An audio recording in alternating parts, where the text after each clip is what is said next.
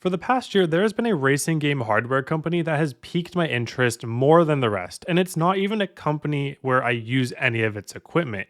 And that company is Turtle Beach. Yes, the gaming headphone company Turtle Beach. If you look up their first venture into sim racing, the Velocity 1 bundle, you will see an Amazon listing with pretty negative reviews, especially for racing hardware. But as I stated in my wheel tier list video, the actual product I believe to be fine, not as good as its competitors, but definitely at a good base level, especially for a direct drive wheel.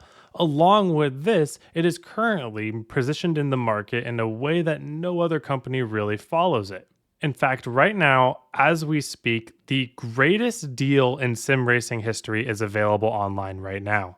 And this is not hyperbole at all. I truly mean it because the Velocity 1 bundle right now is available on Woot for $300 USD. That is a direct drive wheel, pedals with a load cell brake pedal, along with the button box, all for $300. Now, this is obviously a clearance of sorts, but I literally have never seen a brand new sim racing product have a deal like this. And this is not sponsored in any way. I am not being paid for this video by Turtle Beach, and I don't have any affiliate codes or anything like that. This is just my honest opinion for somebody who considers themselves a budget racer. So when Turtle Beach reached out to me to review their new shifter, I said, I don't know how to review shifters. I don't even use a shifter in my racing. But what I wanted to do was pull the curtain back on this company that I was very curious about in the sim racing space. And with that, I got access to interview members from the Velocity 1 race dev team. So hopefully you guys find value in this, learning more about this space, and then also just in general, these budget sim racing, but also at the same time, high performance type wheels and hardware. So yeah, I guess I just wanted to start out by kind of asking how Turtle Beach got into the sim racing space. I know you guys have the flight stuff as well, but what was sort of the progression of how it all started and kind of coming into the second year where you guys are at now? There was always a desire for the company to be more than just, at the time, for years running, we were just the best-selling gaming headset brand. There's a long time that we were that, and it just felt like it was time to kind of move on beyond that. And so when the company looked to kind of branch out into other areas, this is a few years back, we finally announced that we were getting into controllers, as well as I think we announced the first flight sim products at that time. And that's when Dan and team kind of came on as a whole kind of separate group within the company, only focusing, I think at that point, on the flight sim products. Part of this was driven too by our prior CEO, who was also a pilot and flight sim enthusiast, right? And so when he saw what was happening with Microsoft Flight Simulator and like the kind of just jump in everything, but like just the jump in like the graphics capabilities and all that stuff that was available, he immediately was like, we need to make a thing that works for this, and we're a games company, accessories business, we can do it. So there was a lot of motive that kind of came from that. Our kind of aims there were to fuse stuff together into one device, give a premium experience, but at a more affordable price point that was a bit more kind of supportive to people, like myself or like yourself, that have a desk, and that's where you do your sim. You want to connect it easily to a desk and then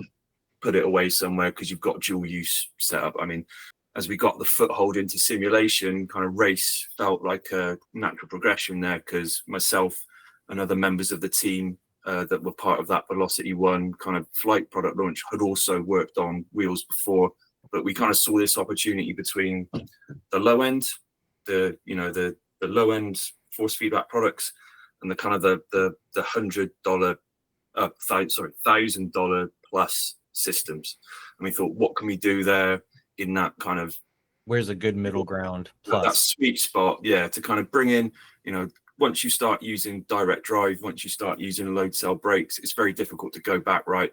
But people don't necessarily have $1,500 to spend on a system. So the challenge for ourselves and the team, because it was, it's a big team effort, is to try and get that technology down to a more affordable price point.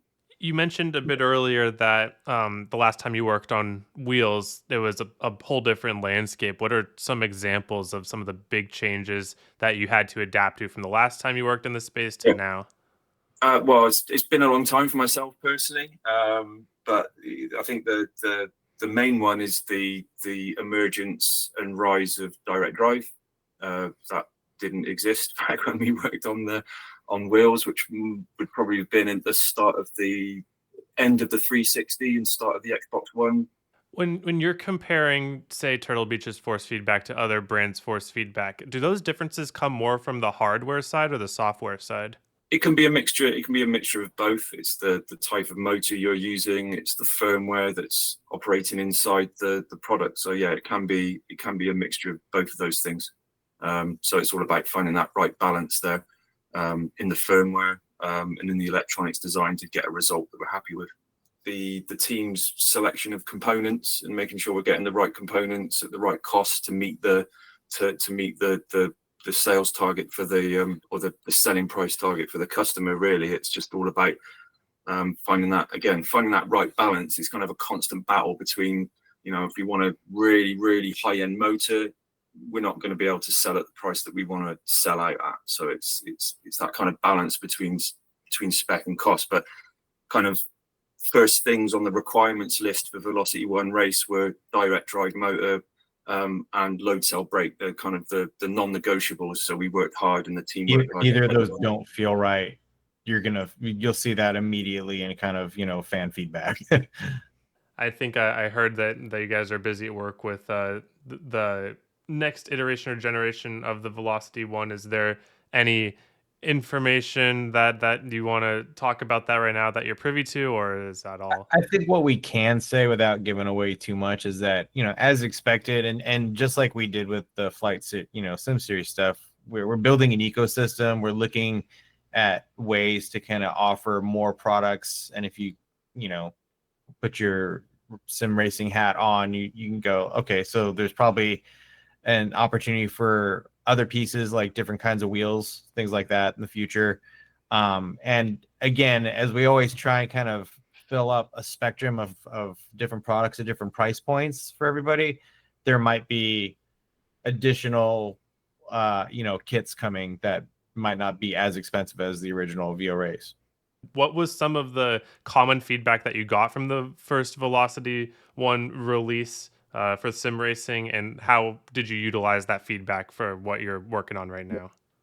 As a team, this is probably one of the most regularly updated products that we've ever worked on. I think since launch, we've gone through, I think, 5 major updates to firmware, which is pretty rare for the stuff that we've worked on and released so far. And a lot of that and a lot of what we've done is in feedback from the community. I think coming out of the gate, there was a lot of feedback around things like the brake sensitivity, the options that were available to customers, because I think we only supplied 3, for example. So one of the early updates we did or tried to do as soon as possible was to get that sorted. So we expanded the range that was available, so customers had a bit more fidelity there in how their brakes responded. Again, that was direct feedback. We've also made kind of feature additions and adjustments. It could be like a little thing like making the engine start button on the button box mappable. I think that was a comment that we picked up in reviews and Reddit posts. So we thought let's do that. And then there's other things like we added a upper dead zone to the clutch pedal, so customers could tune their bike point with a bit more ease if they're using the pedal set. And then some of the additional feedback we were getting from the community was to add in adjustable bike points to the analog paddles on the clutch. So sometimes used more for kind of F1 grid starts and stuff like that. But that was something that customers were kind of asking for. We thought, let's add that in. We've got the flexibility in the system, in the firmware, and the ability to adjust it in real time on the screen. So that kind of stuff, we love getting that feedback on. And if we can take action on it, if we can do it, we'll always aim to try and get it into the product as an update. We were talking about the force feedback and how the feeling of the force feedback, I would say kind of over smoothed to me. Like it didn't have the same feel in the track as some of the others. Is that sort of technology of force feedback something that can be iterated on as you go along? Revisit and tweak as we go and we get more feedback. We have in the course of the updates that we went through, we have made adjustments. So I think the behavior of the performance of the force feedback in 150, which is the latest firmware, is slightly different to what was there at launch. So there we have, endeavored to make improvements and adjustments based on feedback. But we're always open to getting more feedback and suggestions. If people want to make those comments, we can always take them on board. Yeah, what's nice about kind of working with Step 3 is that we're able to get you guys who are fans and sim racers already, who would be able to provide like really good like use case applicable feedback that can be applied, and we get them out to you guys early. So hopefully, like if you have any specific feedback, get it back to us and we'll put it in front of the team and see what's doable. So overall, I am very impressed with what I heard from Turtle Beach. Obviously, it's going to be PR talk. It's going to be saying the right things. But what I care about is having a player in the game who is focused at this sort of space in the market. Having someone who wants direct drive in their wheels, load cell in their pedals, other sort of things, but at the budget price. And maybe by Turtle Beach entering this space, players like Moza, Fanatec, and all of them will follow and give everyone even more choice and options in the sim industry. But let me know what you guys think about Turtle Beach and sim racing, because I really still think it's incredibly interesting. All right, thank you all for watching. Hope you have a wonderful day. Hope to see you all on the track.